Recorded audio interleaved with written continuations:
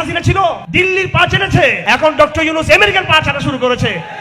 আগামীতে আর কেউ আসবে সে চাইনার পা চাটা শুরু করবে, ভারতের পা চাটবে আবার। ওইসব দুর্বল ক্ষমতা চাই না, তোমাদের ক্ষমতা শুধু এই দেশের নাগরিকদের উপরে। আর তোমরা বৃহত্তর যারা প্রভু বানিয়েছো তাদেরকে তোমরা তাদের গোলামি করো। আমরা পরিবর্তন চাই, ধীর গতিতে পরিবর্তন। সিরতার আগুন প্রত্যেকটা মুসলমান হৃদয়ে হৃদয়ে আমরা সেই আগুনকে জ্বালিয়ে দিতে চাই। আমরা একটা বিপ্লব ঘটাতে চাই। সেই বিপ্লব রাজপথে বিপ্লব ঘটানোর আগে মানুষের হৃদয়ে হৃদয়ে অন্তরে অন্তরে সিরতের বিপ্লবকে আমরা জাগ্রত করতে চাই। সিরতের স্ফুলিঙ্গ আমাদের স্পন্দনে জাগ্রত করতে চাই আমরা। আগামী দিনে আমাদের ইতিহাসের দুটো বোঝাপড়া, একটা আমাদের ঘরে, একটা আমাদের ঘরে, আর একটা আমাদের ঘরের বাইরে। আমাদের ঘরের বাইরে আমেরিকার সাথে সিরতকে সামনে নিয়ে, সিরতের কোরআনকে নিয়ে, সিরতের তলোয়ারকে নিয়ে তাদের সাথে বোঝাপড়া আছে আমাদের। সিরতের কোরআনকে নিয়ে, সিরতের তলোয়ারকে নিয়ে ভারতের সাথে আমাদের বোঝাপড়া আছে, চীনের সাথে বোঝাপড়া আছে, জাতিসংঘের সাথে বোঝাপড়া আছে, আমাদের সকল কুফর শক্তির সাথে আমাদের সিরতকে নিয়ে আমাদের বোঝাপড়া আছে ইনশাআল্লাহ। গণতান্ত্রিক ফরম্যাটে নির্বাচন কেন্দ্রিক, শুধু ক্ষমতা কেন্দ্রিক ইসলামকে ব্যবহার করে, রাসূলুল্লাহর ধর্মকে ব্যবহার করে, রাসূলের নামকে ভাঙিয়ে আপনি যখন কোন ঐক্য করেন যে ঐক্যের মধ্যে রাসূলের সিরত নাই, সেটা ভণ্ডামি ছাড়া সেটা কিছুই না। সেকুলার দলগুলো রাসূলের সিরতকে ফলো করে না। যারা ইসলামের কথা বলে তারা মুখে যদি ইসলামের কথা বলে আর কাজের মধ্যে যদি রাসূলের সিরতকে যদি ফলো না করে, তাহলে সেটা একটা হিপোক্রেসি হবে। ওই হিপোক্রেসি এবং ভণ্ডামির সাথে কিন্তু আমরা থাকতে পারবো না। আমরা আজকের এই সিরতের এই গণপাঠচক্র থেকে সরকারের কাছে দাবি জানাচ্ছি, অবশ্যই প্রাইমারি থেকে একদম মাস্টার্স লেভেল পর্যন্ত সর্বস্তরে রাসূলের সিরতকে বাধ্যতামূলক সিলেবাসে অন্তর্ভুক্ত করতে হবে। আজকের এই সমাবেশ থেকে আমরা দাবি জানাচ্ছি, এই পাঠচক্র থেকে সাহাবে রাসূলদের বিরুদ্ধে, যারা মহানবীর বিরুদ্ধে কটূক্তি করে থাকে বাংলাদেশে, ওইসব কুলাঙ্গারদের বিরুদ্ধে অবশ্যই শরিয়ার আইন অনুযায়ী তাদের বিরুদ্ধে মৃত্যুদণ্ডের আইন করে, তাদের বিরুদ্ধে সাংবিধানিক আইন রচনা করে আইন পাশ করতে হবে তাদের বিরুদ্ধে। আমরা পাঠচক্র থেকে দাবি জানাচ্ছি, আল্লাহর সমস্ত আশিক রাসূল যারা কারাগারে আবদ্ধ রয়েছে তাদের সকল গণতি অবলম্বনে তাদেরকে মুক্তি দিতে হবে তাদেরকে। ফালা হাদিয়া লাহু ওয়া নাশহাদু আল্লা ইলাহা ইল্লাল্লাহু ওয়াহদাহু লা শারীকা লাহু ওয়া নাশহাদু আন্না মুহাম্মাদান আবদুহু ওয়া রাসূলুহু। আম্মা বা'দু ফাআউযু বিল্লাহি মিনাশ শাইতানির রাজীম। বিসমিল্লাহির রাহমানির রাহিম। লাকাদ কানা লাকুম ফি রাসূলিল্লাহি উসওয়াতুন হাসানাতুন লিমান কানা ইয়ারজুল্লাহ ওয়াল আখির। সাদাকাল্লাহুল আযীম। সবাই আমরা একটু বইটা একটু হাতে নিই, সবাই যাদের বই আছে একদম স্টেজের নিচে যাদের আছে, এটা একটু আমরা ভিডিও করি, সবাই পিকচার নিই আমরা। এটা সবাই বলেন আশহাদু আল্লা ইলাহা ইল্লাল্লাহু ওয়া আশহাদু আন্না মুহাম্মাদান আবদুহু ওয়া রাসূলুহু। আল্লাহুম্মা সাল্লি আলা মুহাম্মাদিন ওয়া আলা আলি মুহাম্মাদ কামা সাল্লাইতা আলা ইব্রাহিম ওয়া আলা আলি ইব্রাহিম ইন্নাকা হামিদুম মাজিদ। নাহনু আল্লাযীনা বায়াউ মুহাম্মাদান আলাল জিহাদি মা বাকিনা আবাদা। নাহনু আল্লাযীনা বায়াউ মুহাম্মাদান আলাল জিহাদি মা বাকিনা আবাদা। আজকের সিরত রাখেন আজকের এই সিরত পাঠ প্রতিযোগিতা এবং বই বিতরণ অনুষ্ঠান থেকে আমরা ঘোষণা করতেছি যে আমরা আমাদের আজীবন সিরত ভিত্তিক সাংস্কৃতিক, রাজনৈতিক, সামরিক, অর্থনৈতিক সকল প্রকার লড়াই আমরা কুফফারদের বিরুদ্ধে আমরা চালিয়ে যাবো ইনশাআল্লাহ আজিজ। আমরা আজকের এই সিরতের এই গণপাঠচক্র থেকে সরকারের কাছে দাবি জানাচ্ছি, অবশ্যই প্রাইমারি থেকে একদম মাস্টার্স লেভেল পর্যন্ত সর্বস্তরে রাসূলের সিরতকে বাধ্যতামূলক সিলেবাসে অন্তর্ভুক্ত করতে হবে। আজকের এই সমাবেশ থেকে আমরা দাবি জানাচ্ছি, এই পাঠচক্র থেকে সাহাবে রাসূলদের বিরুদ্ধে, যারা মহানবীর বিরুদ্ধে কটূক্তি করে থাকে বাংলাদেশে, ওইসব কুলাঙ্গারদের বিরুদ্ধে অবশ্যই শরিয়ার আইন অনুযায়ী তাদের বিরুদ্ধে মৃত্যুদণ্ডের আইন করে, তাদের বিরুদ্ধে সাংবিধানিক আইন রচনা করে আইন পাশ করতে হবে তাদের বিরুদ্ধে। আমরা আজকের এই পাঠচক্র থেকে দাবি জানাচ্ছি, আল্লাহর সমস্ত আশিক রাসূল যারা কারাগারে আবদ্ধ রয়েছে তাদের সকল গণতি অবলম্বনে তাদেরকে মুক্তি দিতে হবে তাদেরকে।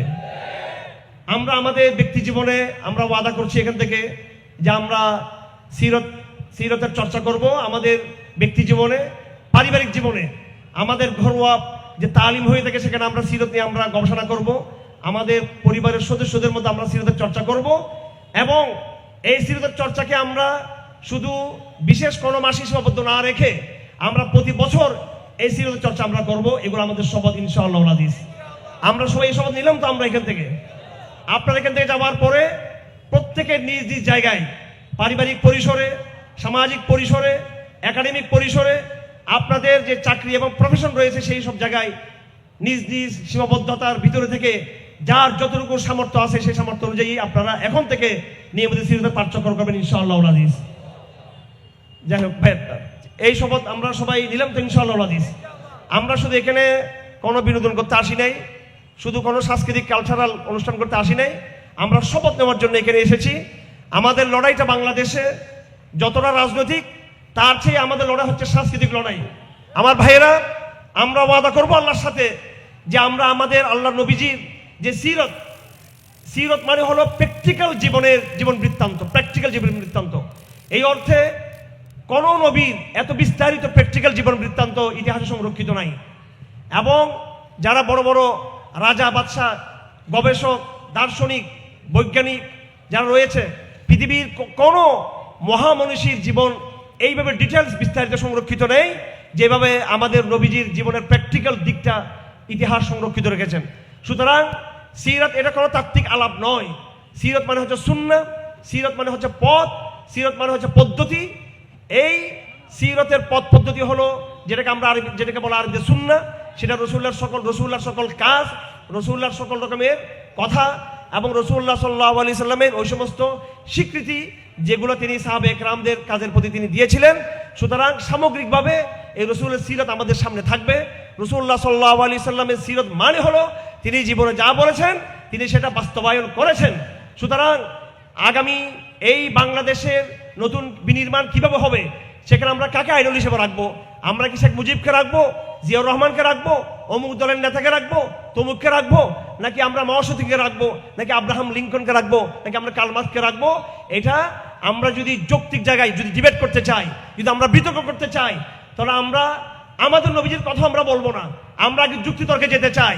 আমরা বলতে চাই এই দেশবাসীকে, আমরা বলতে চাই প্রগতিশীল সমাজকে একজন ব্যক্তি এনে দেন আমাদেরকে, যেই ব্যক্তির শৈশব থেকে মৃত্যু পর্যন্ত তাকে আমরা ফলো করতে পারবো। এমন একজন ব্যক্তিকে আমাদের সামনে আনা হোক যেই ব্যক্তির জীবনে আমরা তার পারিবারিক শিক্ষা আমরা পাবো, তার সামাজিক শিক্ষা পাবো, ব্যক্তিগত ক্যারেক্টারের শিক্ষা আমরা তার কাছ থেকে পাবো, তার সামাজিক নীতির শিক্ষা পাবো, যিনি আমাদেরকে রাজনীতির সকল ডিটেলস মূলনীতিগুলো বলেছেন, যিনি অর্থনীতির মূলনীতি বলেছেন, যিনি সামরিক নীতি বলেছেন। এইভাবে একজন ব্যক্তি ইতিহাসের প্রথম দিন থেকে শুরু করে আজ পর্যন্ত বাংলাদেশে, উপমহাদেশে, দক্ষিণ এশিয়ায়, আন্তর্জাতিক আঙ্গিনায় এমন একজন ব্যক্তিকে পেশ করা হোক যেই ব্যক্তি তার জীবনে আমাদের জন্য ব্যক্তি জীবন, পারিবারিক জীবন, সামাজিক জীবন, সাংস্কৃতিক জীবন, রাজনৈতিক জীবন, অর্থনৈতিক জীবন, সামরিক জীবন, আন্তর্জাতিক জীবন, কূটনৈতিক জীবন, প্রত্যেকটা পরতে পরতে তার ডিটেলস বিধান রয়েছে এবং তিনি তার জীবনে সেটা বাস্তবায়ন করেছেন। একজন ব্যক্তি আমাদের সামনে উপস্থাপন করা হোক। আছে এরকম? আমি বলবো না, এখনো বলতে চাই না যে ঠিক আছে এই প্রগতিশীল সমাজকে, এই অন্ধ রাষ্ট্রকে, এই সেকুলারান্ধ সমাজকে, এই বধির এই প্রশাসন এবং সরকারগুলো যারা মুসলিম বিশ্বে চেপে বসেছে তাদেরকে আমি রসুল্লাহকে অনুসরণ করো এই কথা বলার আগে আমি তাদেরকে চ্যালেঞ্জ ছুড়ে দিতে চাই। তোমরা যদি রসুল অনুসরণ করতে না চাও, আমি ধরে নিলাম ঠিক আছে তোমরা করিও না, কিন্তু একজন ব্যক্তিকে নিয়ে আসো তোমরা ইতিহাসের মডেল হিসেবে, ইতিহাসের একজন নায়ক হিসেবে, যিনি আমাদের সামনে ব্যক্তিগত জীবনের সমস্ত মূলনীতিগুলো বয়ান দিয়েছেন, যিনি পারিবারিক জীবনের, সামাজিক জীবনের এবং আন্তর্জাতিক জীবনের, সামরিক জীবনের, অর্থনৈতিক জীবনের প্রত্যেকটা প্রশ্নের তিনি সন্তোষজনক জবাব দিয়েছেন। তিনি সেই থিওরি পেশ করেছেন, সেই মতবাদ তিনি পেশ করেছেন, সেই নেগেটিভ এবং বয়ান তিনি দিয়েছেন আমাদের সামনে, এবং তিনি বৈপ্লবিক সিদ্ধান্তের মাধ্যমে তার জীবনে তিনি সেটা বাস্তবায়ন করে দেখিয়েছেন।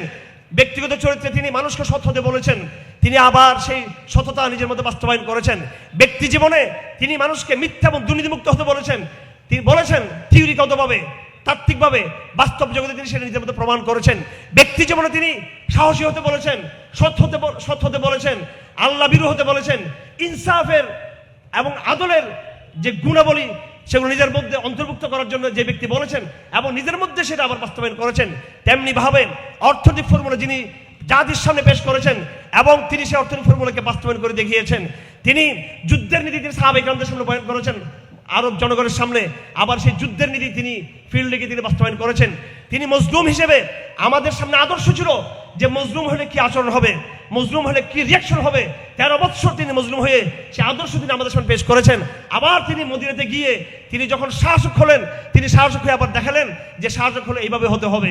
তিনি একজন পিতা হিসেবে তিনি আমাদের আদর্শ, তিনি একজন রাজা হিসেবে, বাদশাহ হিসেবে, আমির হিসেবে তিনি আমাদের আদর্শ, তিনি মসজিদের নামাজের ইমাম হিসেবে তিনি আদর্শ, রোজার হজের ইবাদতের ক্ষেত্রে তিনি আমাদের জন্য আদর্শ, কোরআন পড়ার ক্ষেত্রে তিনি আমাদের জন্য আদর্শ, সমাজে ইনসাফ প্রতিষ্ঠা করার ক্ষেত্রে তিনি মদিনার গলিতে গলিতে হাঁটতেন এবং তিনি এই আটা এবং গমের মধ্যে বস্তার মধ্যে তিনি হাত ঢুকিয়ে বলতেন যে উপরে উপরে দেখা যাচ্ছে যে এই আটাগুলো শুকনো শুকনো ভিতরে ভিজা ভিজা তিনি খেজুর বাগানের খেজুরের তিনি বাজারগুলো মার্কেটগুলো ঘুরে ঘুরে দেখতেন এবং বলতেন আবাকুল্লা তামারা খাইবার হা কাজা, খাইবারের সমস্ত খেজুরকে এরকম।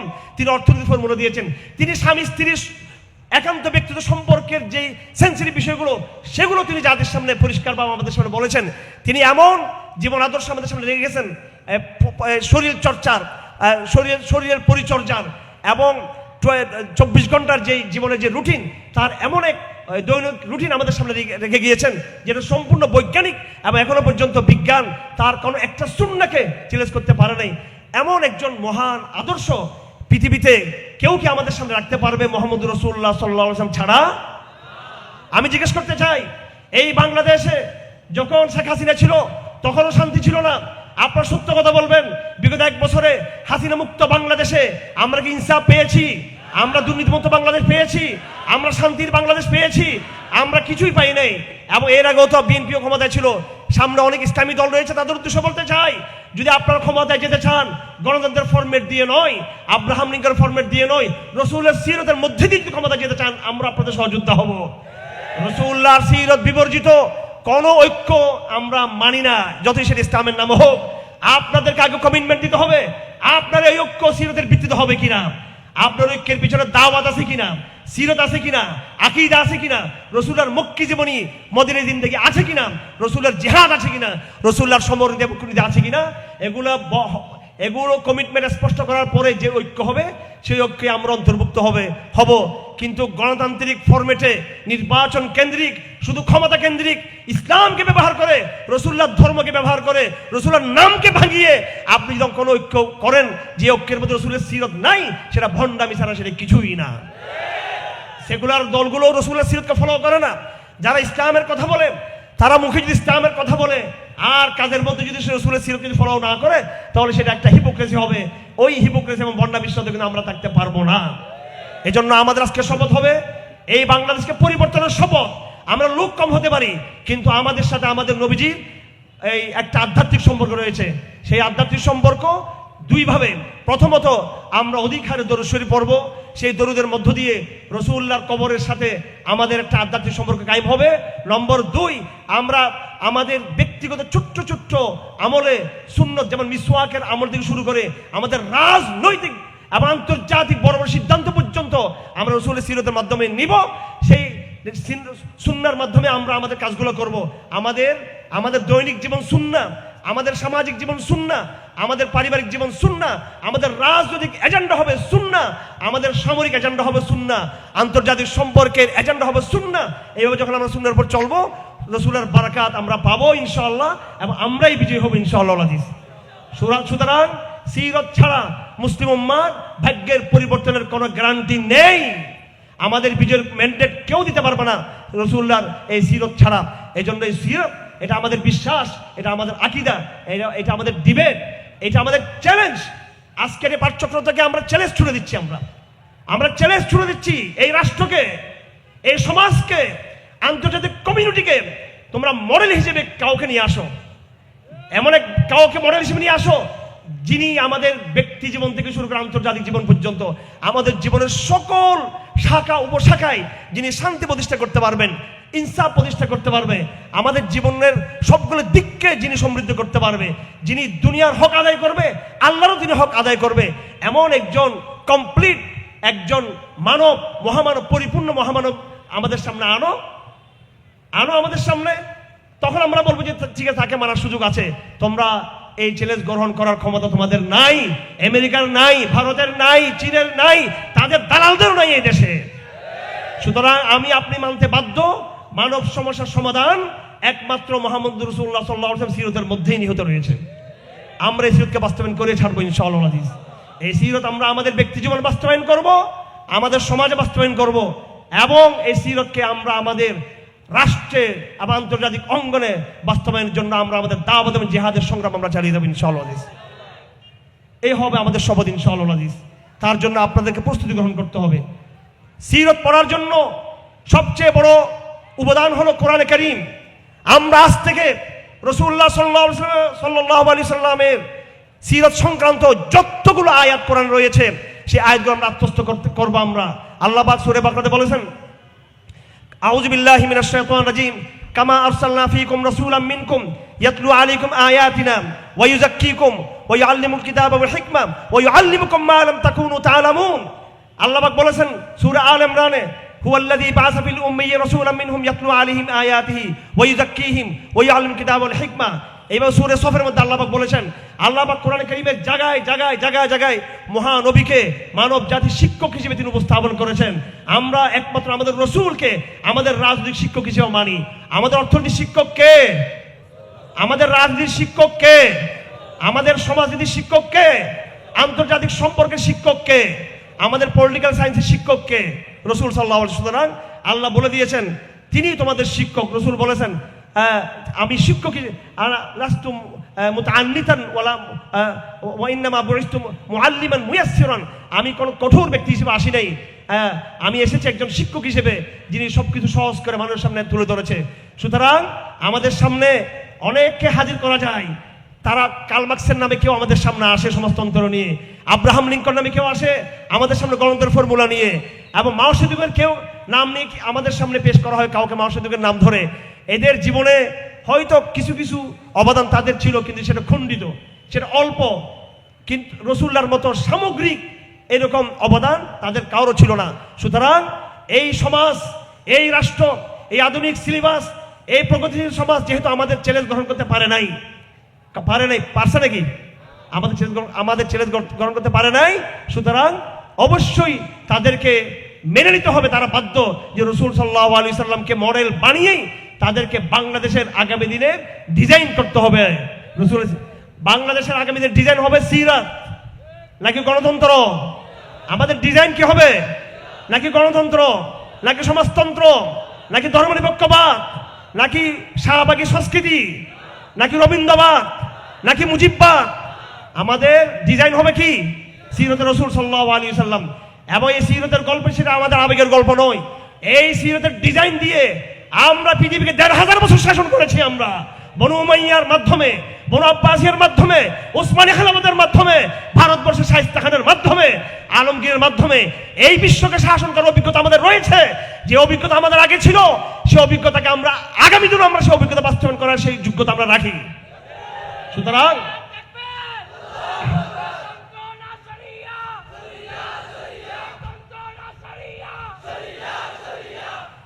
আমাদের আজকে সিদ্ধান্ত নিতে হবে, আমাদের সেকুলার সমাজকে দিন বোঝানোর আগে এবং আমাদের যারা বিরুদ্ধবাদী গোষ্ঠী রয়েছে, ইউরোপ, আমেরিকা, চীন, ভারত, আঞ্চলিক আন্তর্জাতিক মহাশক্তিগুলোকে রাসূলের শিক্ষা দেওয়ার আগে, রাসূল ঈমান ইসলামের দাওয়াত দেওয়ার আগে, রাসূলের সিরাতের দাওয়াত দেওয়ার আগে আজকে যেটা প্রয়োজন হয়েছে, আমাদের সমাজের মুনাফিকদেরকে শিক্ষা দেওয়া উচিত আমাদের।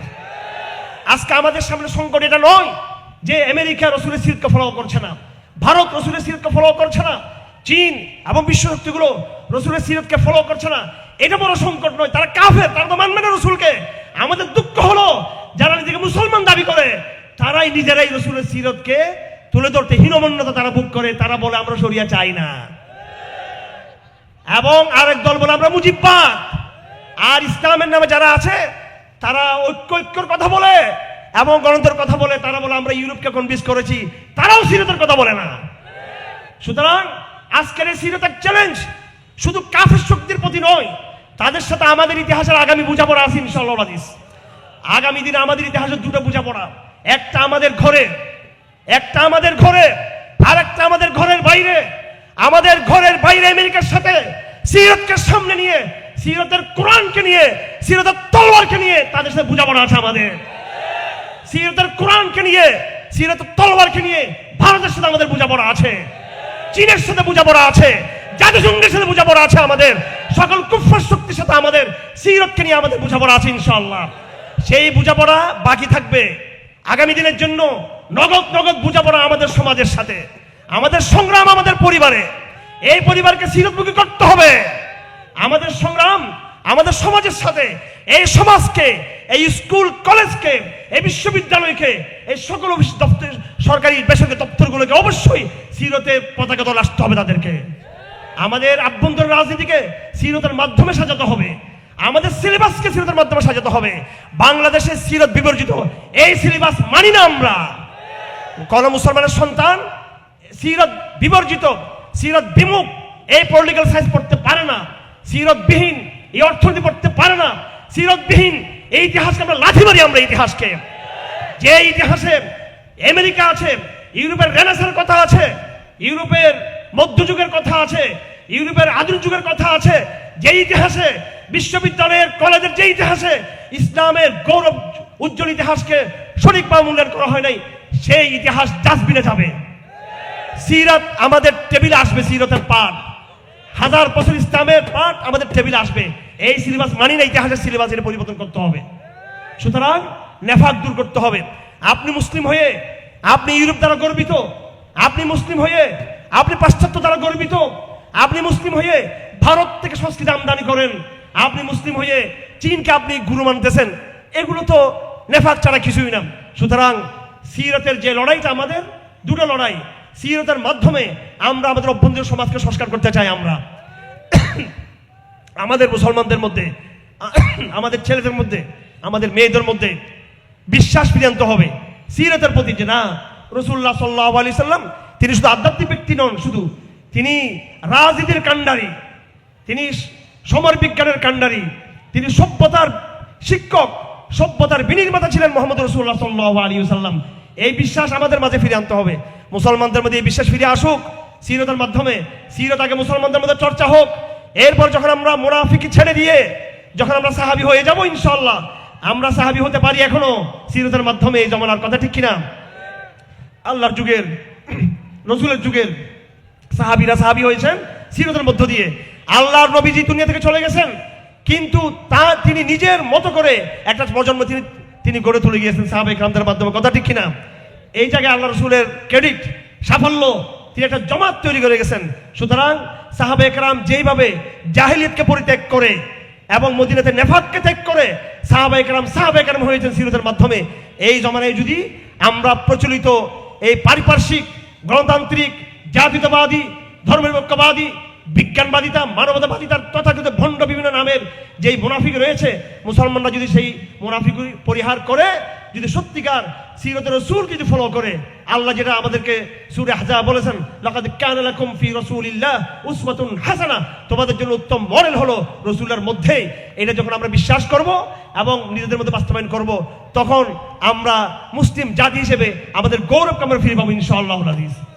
আমাদের কোনো আফসোস নেই যে আমাদের ক্ষমতা নাই, এই ক্ষমতা আমরা যেতে চাই না, যে ক্ষমতা গিয়ে দুর্নীতি চুরি লুটপাট করতে হয়। ওই ক্ষমতার মসনদ চাই না, যে ক্ষমতার মসনদে গিয়ে আমেরিকার পা চাটতে হয়।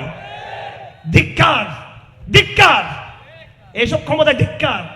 আগে হাসিনা ছিল, দিল্লির পা চেটেছে, এখন ডক্টর ইউনূস আমেরিকার পা চাটা শুরু করেছে। আগামীতে আর কেউ আসবে, সে চাইনার পা চাটা শুরু করবে, ভারতের পা চাটবে আবার। ওইসব দুর্বল ক্ষমতা চাই না। তোমাদের ক্ষমতা শুধু এই দেশের নাগরিকদের উপরে, আর তোমরা বৃহত্তর যারা প্রভু বানিয়েছ তাদেরকে তোমরা তাদের গোলামি করো। আমরা পরিবর্তন চাই, ধীর গতিতে পরিবর্তন। সিরতের আগুন প্রত্যেকটা মুসলমান হৃদয়ে হৃদয়ে আমরা সেই আগুনকে জ্বালিয়ে দিতে চাই। আমরা একটা বিপ্লব ঘটাতে চাই। সেই বিপ্লব, রাজপতি বিপ্লব ঘটানোর আগে মানুষের হৃদয়ে হৃদয়ে অন্তরে অন্তরে সিরতের বিপ্লবকে আমরা জাগ্রত করতে চাই। সিরতের স্ফুলিঙ্গ আমাদের স্পন্দনে জাগ্রত করতে চাই আমরা।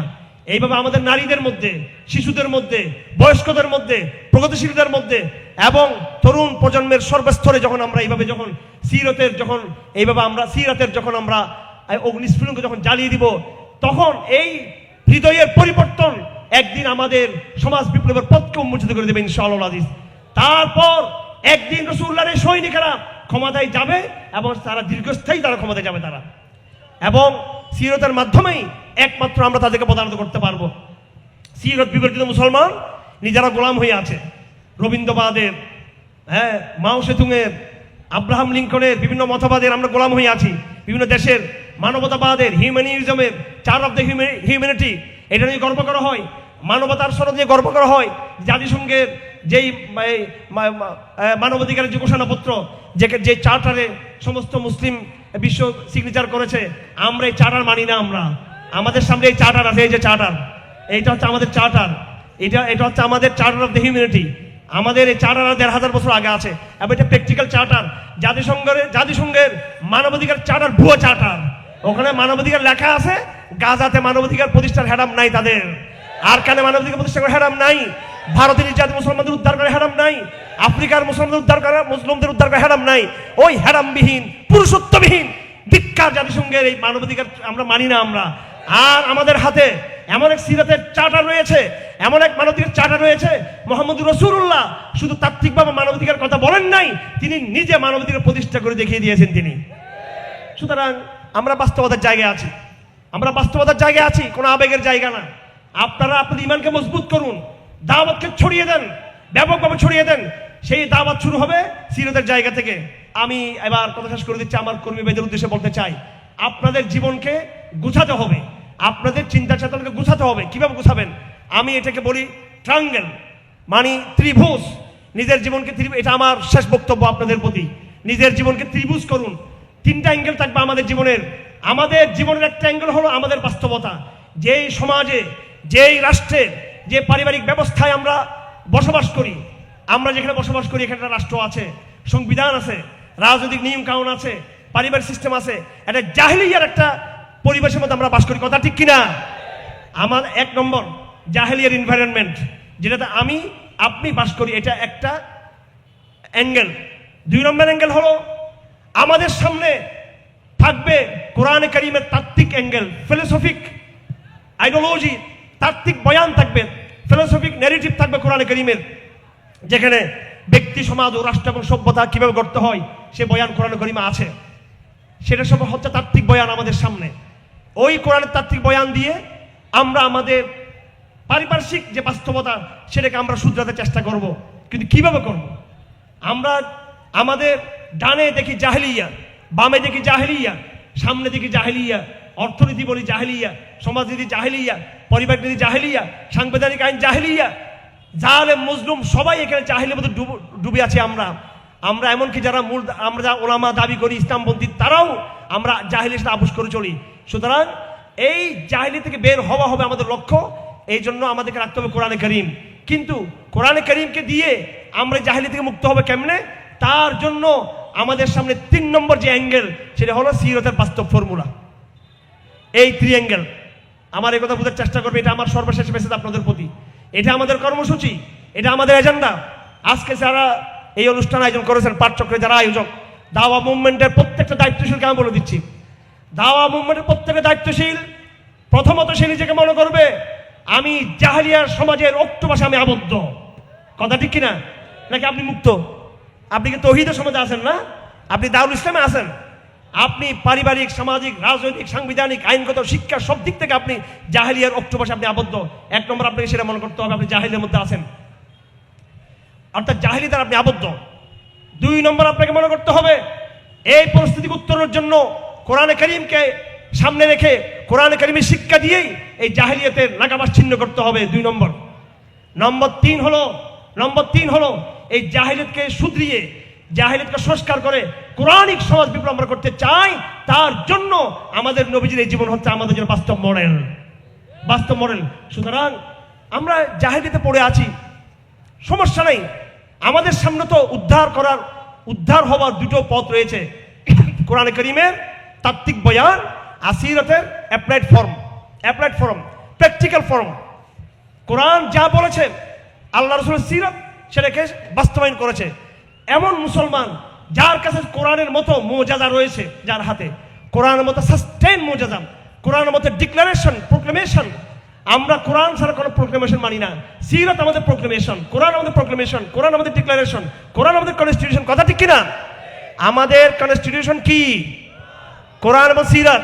আমাদের প্রোক্লেমেশন কি? আমাদের কনস্টিটিউশন। সুতরাং অন্য কোনো সংবিধান দরকার আছে? অন্য কোনো ঘোষণাপত্র দরকার আছে? কথায় কথায় যারা বলে জুলাই সনদ, জুলাই সনদ, এই জুলাই সনদ বাস্তবের কথা মোল্লারাও তালা তালা বলা শুরু করেছে। কিরে ভাই, তুমি কিসের মোল্লা? তুমি শেখুল হাদিস, তুমি আলেম, তুমি মুফতি, তুমি মুহাদ্দিস, তুমি ইসলামী দলের নেতা, তুমি কেন এটা বলছো? তুমি তো বলবা কোরআনের সনদের বাস্তবায়ন চাই, সিরাতের সনদের বাস্তবায়ন চাই, অথচ তোমার মুখও তারে তুমি গা বাসিয়ে দিয়েছো গড্ডা লিখাই, তুমি বলছো জুলাই সনদ। এটা তো এক তাগুত পন্থা থেকে এসে আরেক তাগুত পন্থা চলে গেলাম। কিসের অধিকার বলতেছো জুলাই সনদ? কোন অধিকার রয়েছে? এই জুলাই সনদে অনেক কথা আছে যে কথার মধ্যে দিয়ে বাংলাদেশে বিদেশি সংস্কৃতি আধিপত্য আসবে। জুলাই সনদের কোথাও আধিপত্যবাদকে চ্যালেঞ্জ করা হয় নাই। আমি বের করে দিতে পারবো।